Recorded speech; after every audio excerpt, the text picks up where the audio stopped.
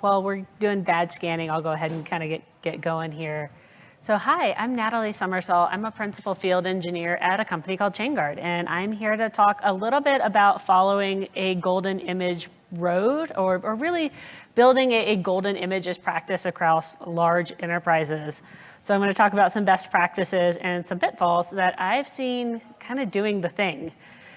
So I am currently bringing software supply chain security to the public sector. And I have been told that we are now at a size where I can no longer say we are a meme company. We are actually here for serious business. Prior to that, I led a lot of the public sector work at the famous developer sticker company. I gave myself the title Chief Squash Merge Evangelist, but I was a field engineer. And I was also working and did this in practice at a very large prime contractor or government consultancy. And I feel like I've seen enough of the bad and the good to tell you what really works or what I've seen work for other teams on building and shipping software in highly regulated industries. But first, I'm going to talk a little bit about some things we all know. Cool, open source software is eating the world. Famous take on the Anderson Horowitz, I can't actually pronounce it. It's A16Z at this point, on software eating the world. Security good, vulnerabilities bad. More software probably means more known vulnerabilities. Lots of CVEs, and there's no great way to enumerate them at the scale that we need now. This is not a math test. I promise no one's going to answer this wrong. But if you have 50 known vulnerabilities in an image and 10 of those images in a replica set, how many times can you copy paste remediation notes into a spreadsheet until your entire GRC team quits and files for carpal tunnel syndrome? Like, I genuinely mean this, and each and every vulnerability, especially when you work in the public sector or in highly regulated industries, has to be tracked. Like, someone has to know, like, hey, we have some known vulnerability, even if it's completely irrelevant to the system that you're working with. And yes, you will have to copy paste that same remediation note over and over and over again. And it's a true pain in the butt. Do you have enough people hours to deal with this? And in a bout of self-awareness, like vendors, we don't always help this problem. And I say this with a bit of an example here. And literally every vendor, I feel like, has this slide. We've seen this slide. I saw this slide 10 years ago when I was first building out what we would call a software factory today, and we didn't call it a software factory then. That iceberg slide's been here forever. Here's one. Here's another one. I just like Google image searched open source security iceberg. Another one. Oh, hey, here's my company's iceberg slide. Here's another one, some random on LinkedIn. Oh, hey, like there's even more of them. And for some reason, one of them includes Bonsai Buddy, and I wasn't planning to go way back in time, but man, I like it. What actually got me started thinking about this problem, though, going back, in the Wayback Machine, was a slide that looks a lot like this. And I love this slide because 2020 is far off in the future, and it's a wonderful, magical year, and AI is going to be great and not cause more problems.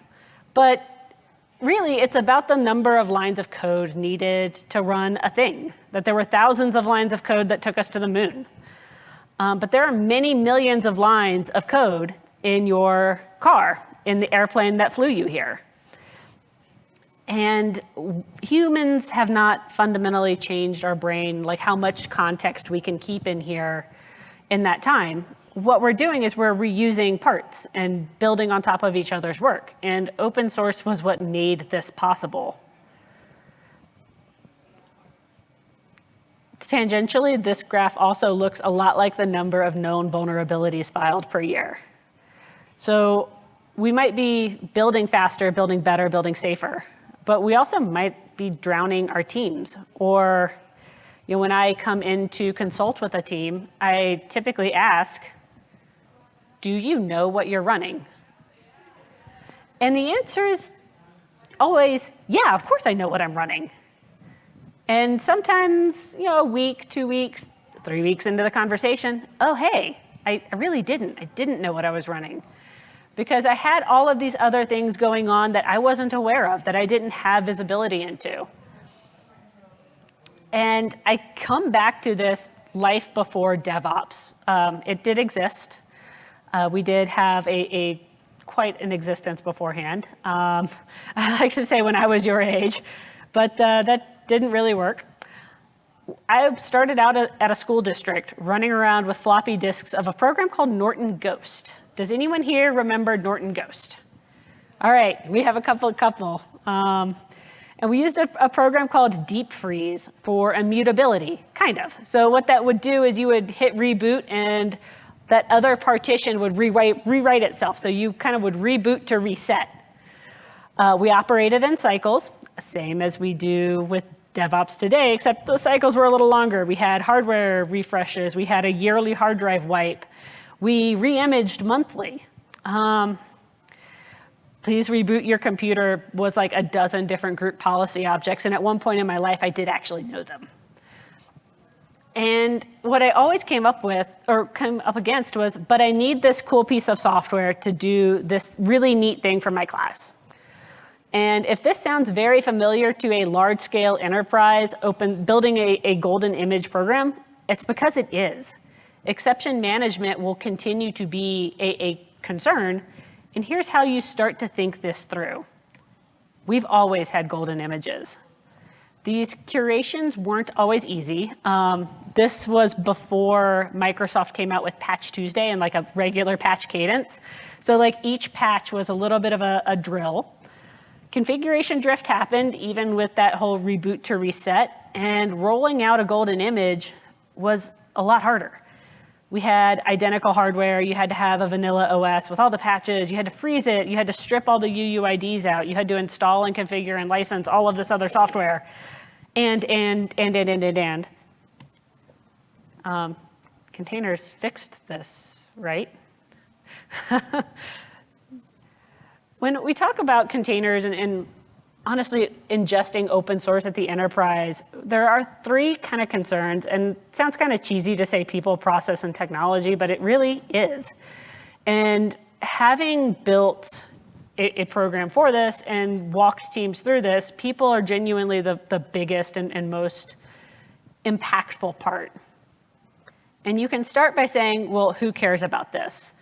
Because it's great to have a director or a VP or even an individual developer saying, I need a paved path here. But unless you start outlining who cares about this and get stakeholder buy-in, at a large enterprise, at a large public sector organization, you're never going to get enough buy-in to really do this. It's very difficult. So try to think about who cares about this. Cybersecurity cares about this. Developers care about this. Infrastructure, finance, your governance, risk, and compliance folks, they all care about this. But they care differently. What I really don't want to have happen is this picture on the right. Like, this guy has a problem with his infrastructure security. And yeah, you're screaming into the void. Like, pick your battles and let's do this more effectively. Because each stakeholder might multiply your project's complexity, but it multiplies your project's impact as well. So security, they typically just don't want to get paged on the critically boring. I carried a pager for large-scale infrastructure until a couple of years ago. It's kind of weird to have a quiet dinner still. Like, it still hasn't sunk in that like a pager duty's not going to like ping me. But going back to vendors not always being helpful, security software is universally noisy, and not being noisy has become a critical selling point to every bit of cybersecurity software. Like, oh, we help you focus on true positives. Oh, hey, we help filter out the noise. Like, we've gotten to a point where noise is just accepted as a state of being. And golden images will help reduce this by reducing duplicative work on many copies of the same thing. You'll have 30 different projects that all are working on Node, but they all have 30 different Node images, et cetera, et cetera. And you simplify the path to fix whatever vulnerabilities happen. And you speed up that time to remediation by having one image then pushed out to those 30 teams, as long as you can do that one thing reasonably quickly. I just want to ship cool new features. Building things isn't always running updates and bumping dependencies. Like, yes, some days I have spent my entire day bumping Dependabot PRs. I'm grateful to have all of those things for me, but at the same time, if there's 30 people doing that, that gets to be a little wasteful. And hoping that test cases patch anything that broke, iterate on fixes, repeat for the next 100 tickets. I once worked with a team that had thousands of items in ServiceNow that were just known vulnerabilities. Like, they had a scanner that would do the thing, and then each individual thing would become a ServiceNow ticket, which became an email every single day to every single team. And if you think this was effective, it wasn't. It was very effective at the team learning Outlook rules to filter these emails, which didn't help anyone. It didn't help the business. It didn't help the project. It didn't help anyone get anything fixed. And more importantly, your mission, your business, isn't bumping dependencies, but delivering value to your users. So golden images offload this by creating those specialists, or honestly, taking your existing specialists and moving them into adding that role. And they should remain close to the teams that use them. If your users have a problem, you have a problem. I just want to run production efficiently. A couple lessons I learned the hard way on this paved path. The longer you go between updates, the more likely things are to break. Tests are terrible to write. At least I find them terribly boring as a developer. But they will always save your butt. I've never once regretted a test failing because I knew that meant that I wasn't going to get paged later on. Canary, blue-green, ring deployments, phased deployments, whatever works for your project, that is always your friend. And if touching production scares you, and there are absolutely teams that I've worked with where touching production is terrifying, that's probably your first order of business to fix. Reducing your bandwidth and storage and compute cost is chump change compared to having a team of empowered developers who can touch production, who know how to roll back a deployment. And centralizing that acceptance criteria burden is critical to being able to do that. I just want to understand our costs. I've definitely worked with teams and was part of a team where I got into this position where when it works, why are we paying so much for IT? But when it doesn't work, why are we paying so much for IT? It's honestly a no-win situation because at that point, the business doesn't understand the value that your role brings.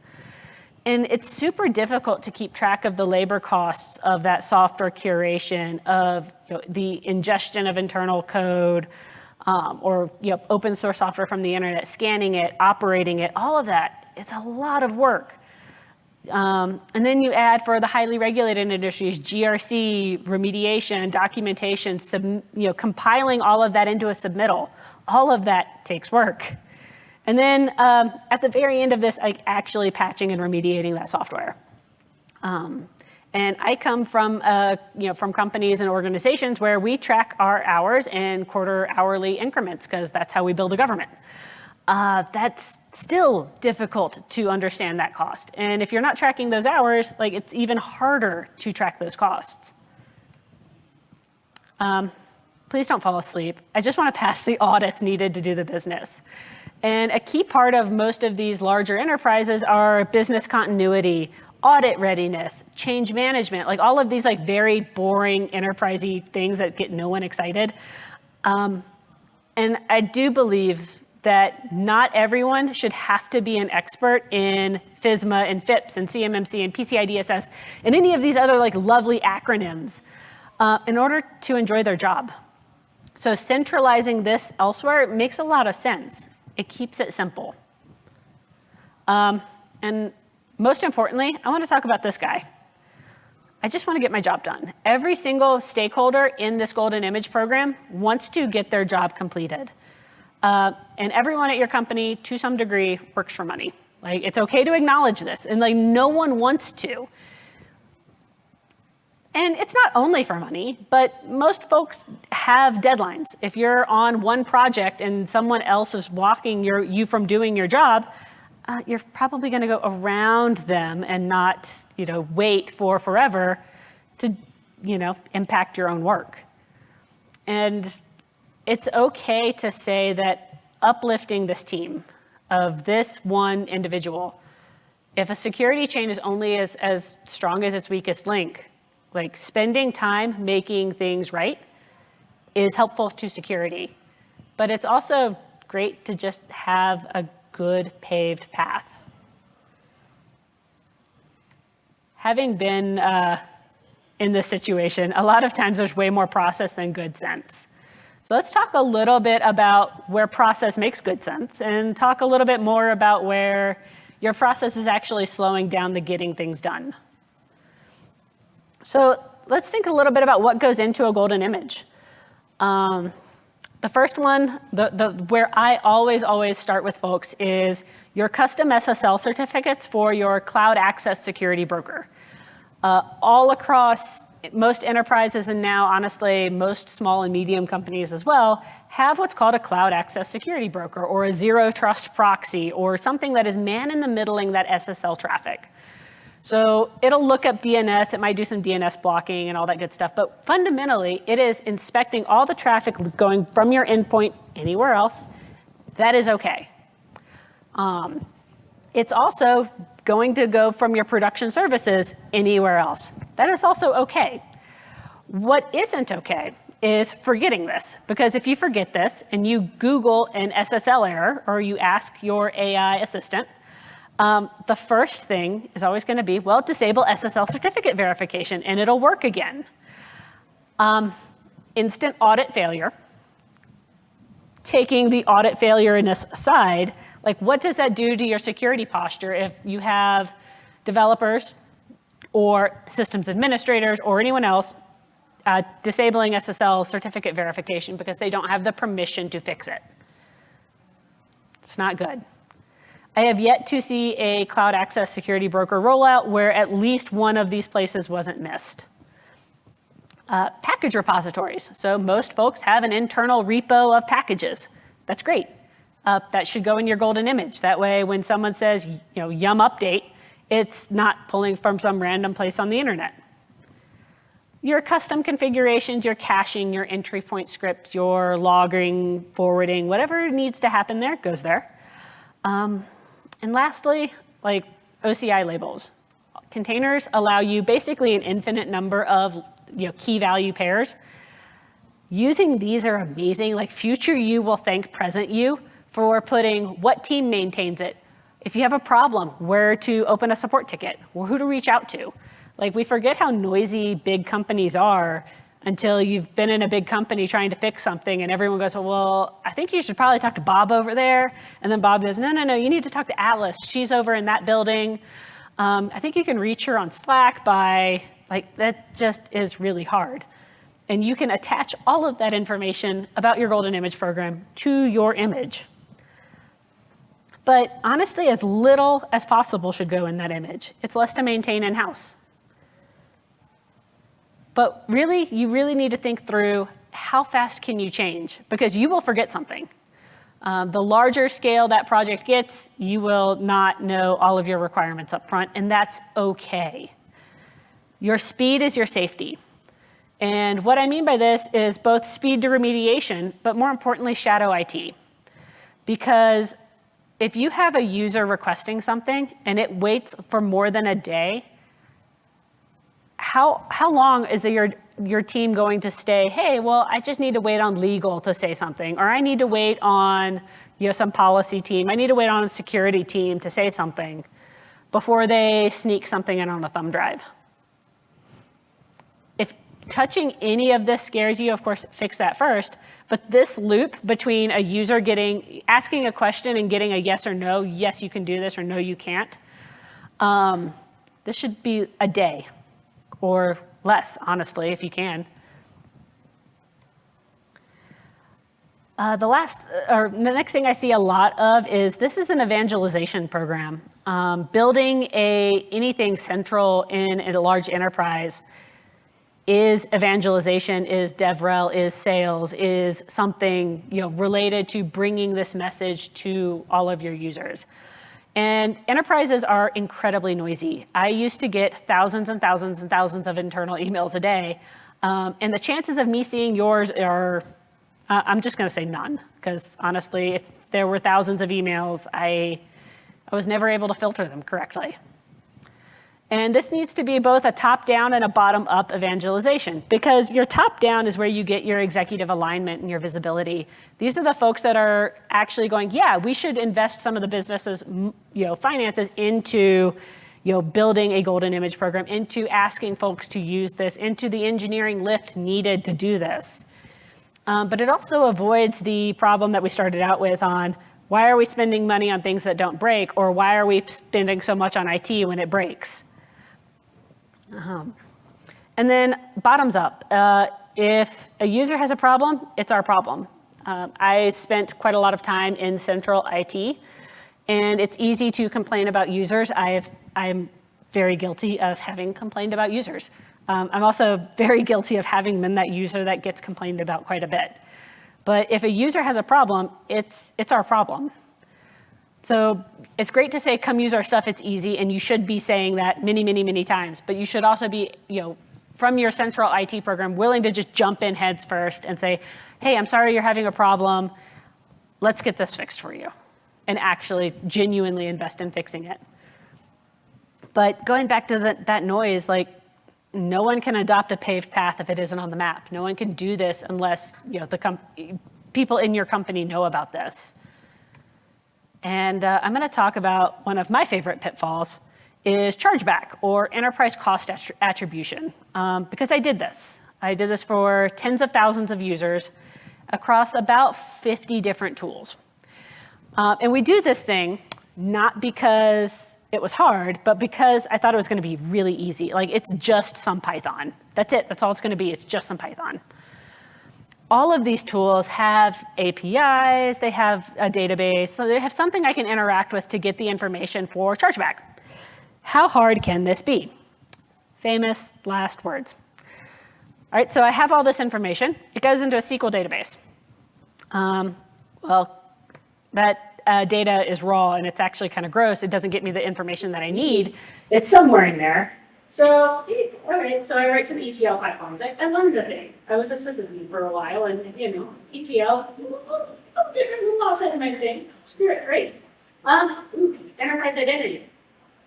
That next problem. Well, we have a system for Jira that uses your username in a different format than the system for Microsoft, then the system for GitHub, then for GitLab, then for Jenkins. All of these things, you could have various combinations of first name, last name, employee IDs, all of these things. And then how do you handle name changes? Folks change their name for all number of reasons. You had to automate it. You had to get credential management. You had to get InfoSec and AppSec to look at all this code. But none of these were terribly difficult problems. What was truly difficult was cost dispute resolution, forecasting, and auditing. And it gets really, really hard for tens of thousands of people to go, hey, such and such was on my project, but then he quit. Do I still have to pay for him?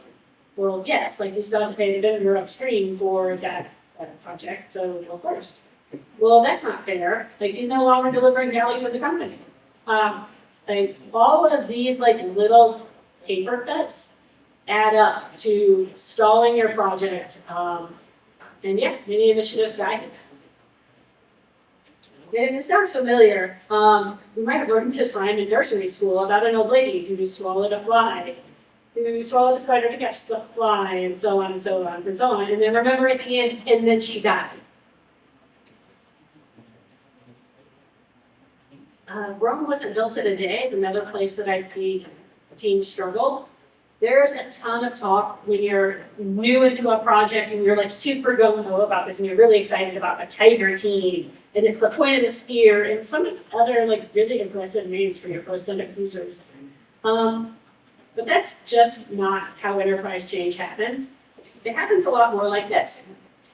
And does anyone know what this slide is? Like what this graph is showing? My physics folks in here. All right, so this is a really basic concept in Newtonian physics. If you have a block on a table and you pull it, you're going to pull, and then once it starts moving, you don't have to pull as hard to keep it moving. Static friction versus kinetic friction. And it turns out that going from 0 to tens of thousands of users, this is the same way. See this point right here? That's your tiger team. These are your folks that are super interested in trying this new thing, of giving you feedback, that they're very engaged in the success of your project. That team, this is the team that argues first. Not the team that gives you the hardest arguments, but this is where you're actually starting to really get pushback in the enterprise of like, hey, I have a valid business case to do something different. You need to figure out how you're going to resolve this. And literally everyone else is actually kinetic friction. Like you'll have some ups and some downs, and that's okay. But more importantly, this is continuous investment in an enterprise program.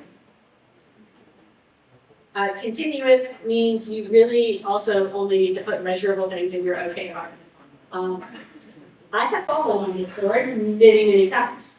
I am literally the world's worst person at writing my OKRs, and probably also the worst at writing my self-review as well.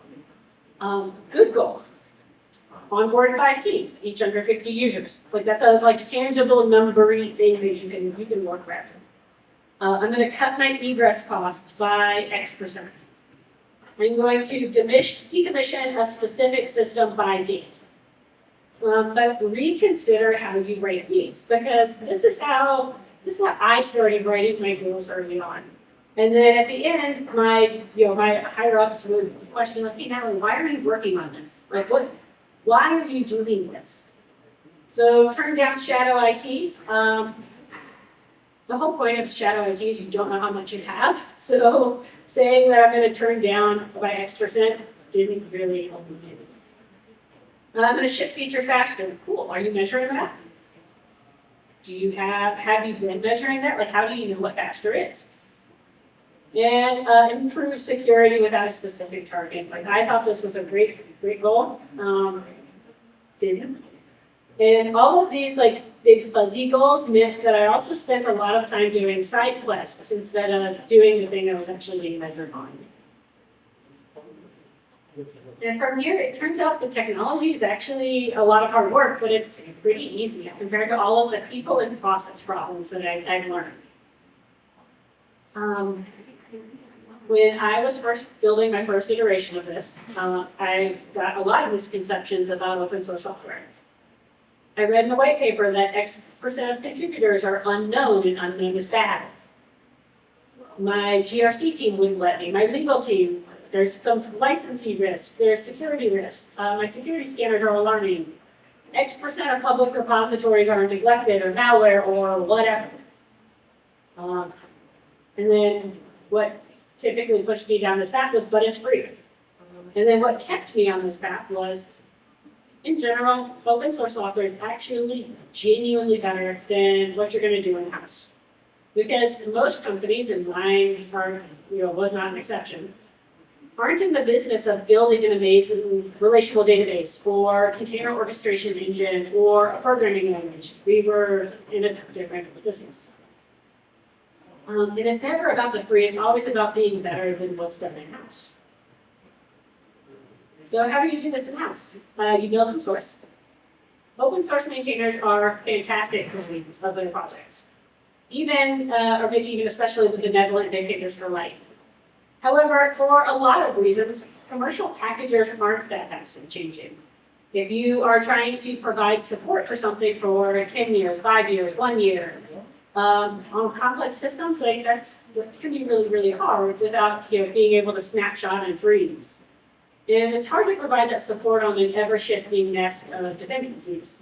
But you do need to understand what you're running recursively all the way down. At Chainguard, that meant we bootstrapped GCC and went up from there. All the way down. I have a very bad habit of quitting a job 6 weeks before something bad happens. I came here about 6 weeks here, and then XZ happened. And in my last role, I left right before Log4j. That was my first big incident that happened that I wasn't carrying a pager, and I was like, wow, this is what a quiet Christmas is like. This is really kind of neat. But I like to use Log4j because in general, this is what was a fundamental problem is we could find very easily where there was an explicit level 1 dependency of a project. But what was hard was finding dependencies of a dependency of a dependency. And we've been talking about this as an industry for a very, very long time because this is over 10 years old as a graphic in TIA. This predates any of the fancy name vulnerabilities we all like to talk about. The thing is, you can't fix what you don't own. Debt provides defense. It allows everyone to understand the risks, and it mitigates the uncertainty. So you know what you're wanting. You can choose where on this diagram of when to trust and when to not trust. Well, fundamentally, the depth of understanding what you're running is what provides that defense.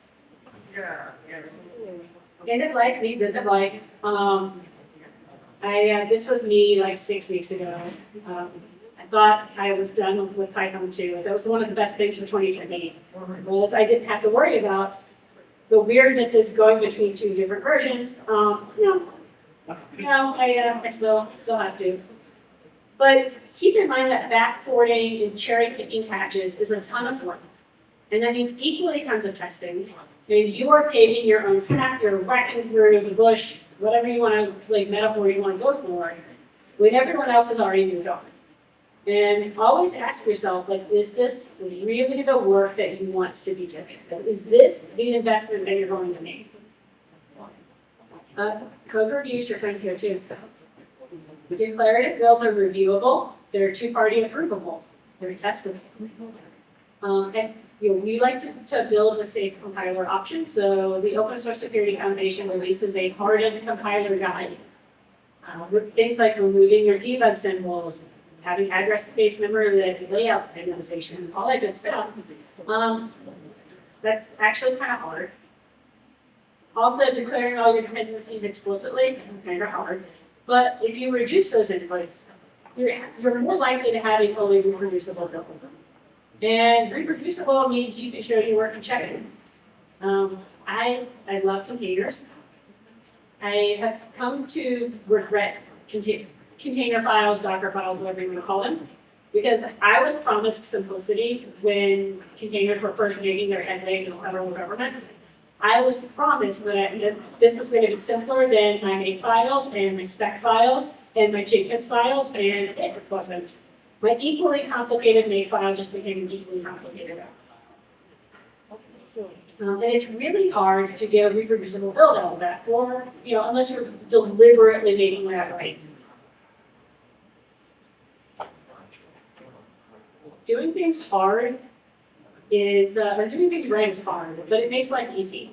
So when you build declaratively all the way down, you know what you're running, so you put that in the software bill of materials, and then you're just checking your work at the end. Does what I put match what the speaker says? It's an easy afterthought, not something that you have to spend a ton of time on. Build attestations, super easy step.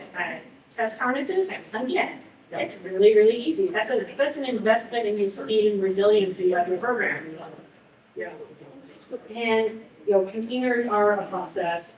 Prioritizing safety and immutability is really where I see the container part of the golden image program struggle. But you can spend so much time here and get so much gain from not having a shell, from having your secrets in your build, from not having a package manager in your game, and so on and so forth. And so we can solve the business hard problems of knowing what you're running, not the technically hard problems of what you're working.